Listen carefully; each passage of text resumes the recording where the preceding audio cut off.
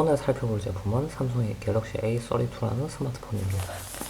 갤럭시 A32 스마트폰은 삼성의 보급형 라인업 중에서도 꽤 아래 등급에 위치하고 있는 제품인데요. 아래 등급임에도 불구하고 상당히 좋은 화면과 그리 나쁘진 않은 성능, 그리고 저렴한 가격이 합쳐져서 삼성에서 오랜만에 선보이는 가성비 스마트폰이 되겠습니다. 제품 구성품으로는 간단 사용 설명서가 있고요.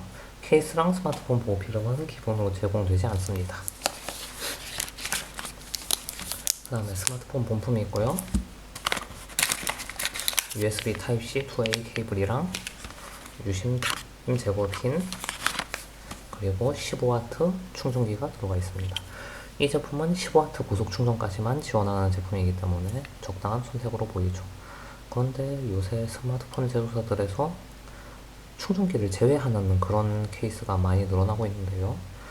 기왕에 충전기를 제거할 거면 이렇게 흔히들 가지고 있는 충전기를 제거하는 편이 맞다고 생각합니다. 이마저도 썩 좋은 생각은 아니지만 말이죠.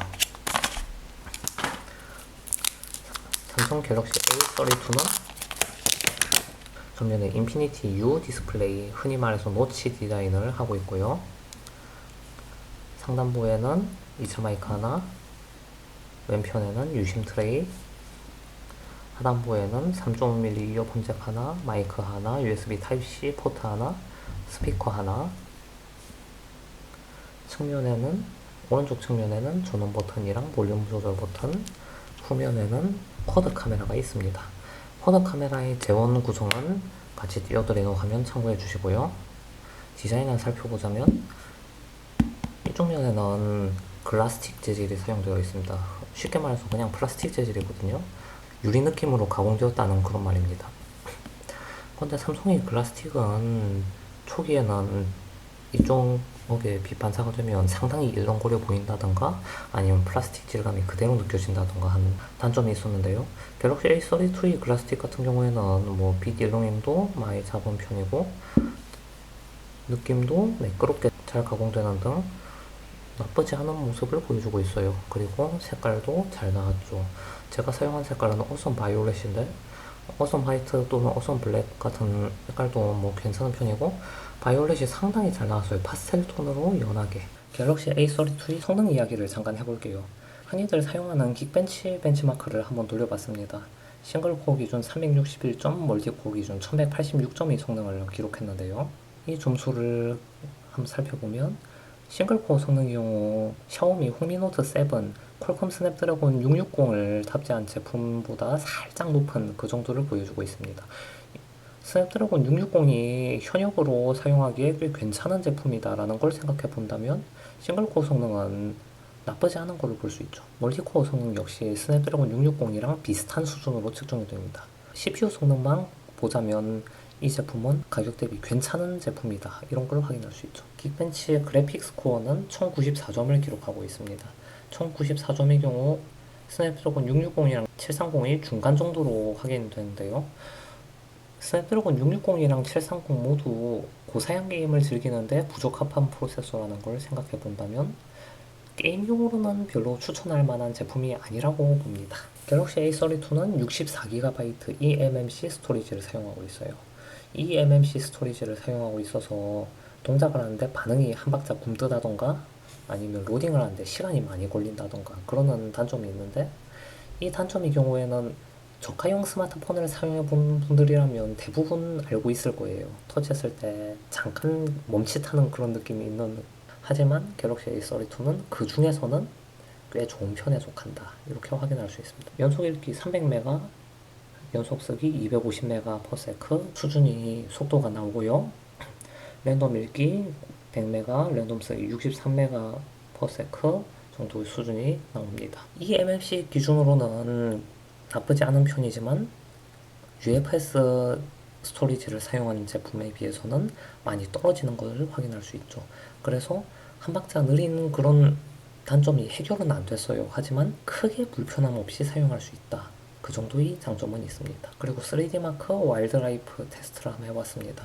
점수는 671점으로 고사양 3D 게임을 하는 데는 아주 부적합하다 이렇게 확인할 수 있겠고요. 놀라운 부분을 하나 꼽아보자면 와일드라이프 스트레스 테스트를 한번 진행해 봤거든요. 20분 연속으로 벤치마크를 진행하는 꽤 부하가 많이 걸리는 테스트인데 온도가 32도에서 33도 정도로 유지되는 것을 확인할 수 있었습니다. 간단히 말해서 폰을 오래 사용해도 쉽게 뜨거워지지 않는다는 말이에요. 한여름에 사용할 때 아주 좋겠죠? 그리고 카메라 성능을 한번 확인해 보겠습니다. 카메라 성능 같은 경우에는 쿼드 카메라가 사용되고 있는데요. 기본 카메라의 경우 뭐 나쁘지 않게 찍혀요.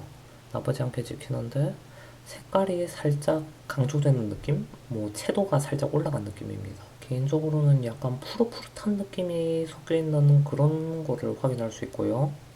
그리고 확대해 봤을 때 사진의 디테일이나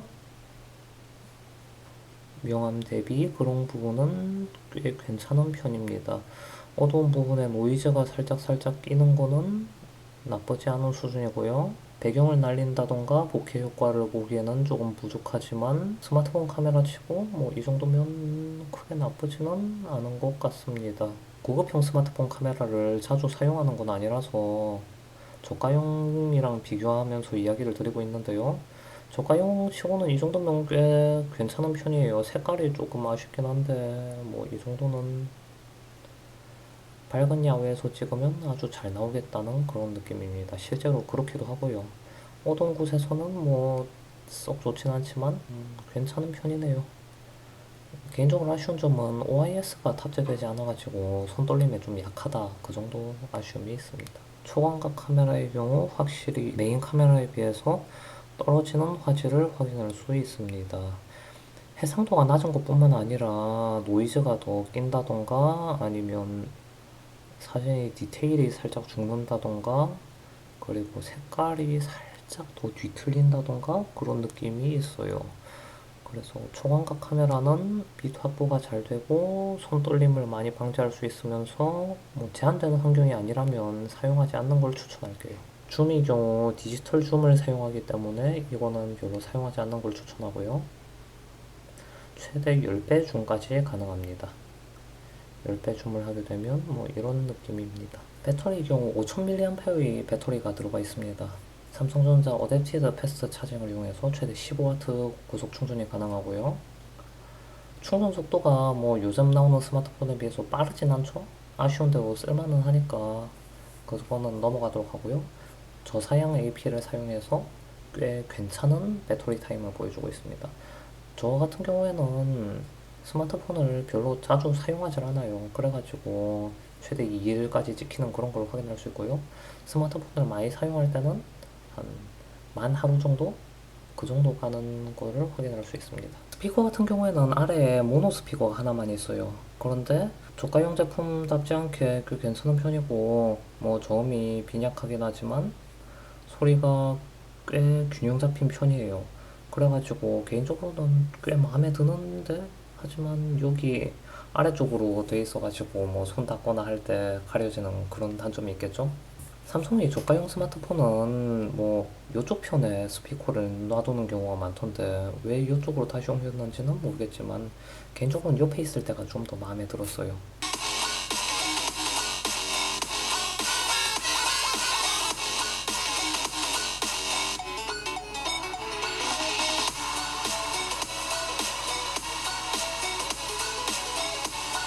이외에도 뭐 소소한 단점을 꼽아보자면 여기에 동영상 촬영 시 해상도가 FHD 30프레임까지밖에 지원하지 않는 거고요. 그리고 프로 모드에서 노출이랑 ISO 조절까지밖에 안 되는 게 조금 아쉬운 편이네요. 20대 9 비율, 2400에 1080 인피니티 U 디스플레이가 들어가 있습니다. 슈퍼 아몰레드를 사용했고 고리라 글래스 5를 사용했습니다. 펜타일 서브 픽셀 방식의 제품이고요. 특징으로 90Hz를 지원해서 상당히 부드러운 화면을 경험할 수 있죠. 디스플레이 설정에서 60Hz와 90Hz를 선택할 수 있고요. 그리고 화면 모드에서 선명한 화면, 자연스러운 화면 설정이 가능합니다. 화이트 밸런스 조절 가능하고요. 그리고 고급 설정에서 RGB 컬러 조절이 가능합니다. 이거 상당히 마음에 들어요. 그리고 색깔이 뭐 특별히 뒤틀려져 있거나 그렇지 않거든요. 저가형에서 이 정도 좋은 품질을 보여준다 이거 많이었거든요. 그것도 삼성전자 스마트폰에서. A 시리즈 상위 제품이랑 비교해도 크게 밀리지 않는 그런 느낌을 보여줍니다. 그래서 갤럭시 A32를 한번 살펴봤습니다. 개인적으로는 꽤 마음에 드는 제품인데요. 첫째로 색깔이 마음에 들죠. 그리고 둘째로 마감 같은 게 예전보다 좋아졌어요. 그리고 쿼드 카메라를 탑재했고요. 이건 뭐 별로 잘 쓰진 않지만 그리고 온스크린 지문인식 지원하고요. 스피커 나쁘지 않고 3.5파이 이어폰 단자 들어있고 삼성페이 지원되고 30만원대 초반에 구할 수 있고 이것까지 생각하면 뭐 꽤 괜찮은 제품입니다. 그리고 요새 작업제 LTE 폰으로 구매할 수 있어가지고 꽤 좋죠. 그리고 화면 90Hz랑 60Hz랑 차이 꽤 납니다. 그런 게 어우러져서 상당히 좋다고 생각되는데 문제는 성능이죠. AP가 별로 좋은 편이 아니라 가지고 게임을 즐긴다던가 하는 분들에게는 썩 좋지 않은 선택입니다. 그런 분들은 급을 살짝 더 올려가지고 라인업이 좀 높은 애들 아니면 S 시리즈로 넘어가는 게 맞는 것 같고요. 2021년형 A 시리즈 중에서 상당히 가성비가 좋은 편이라 가지고 개인적으로 꽤 만족스러운 제품입니다. 화면의 경우 6.4인치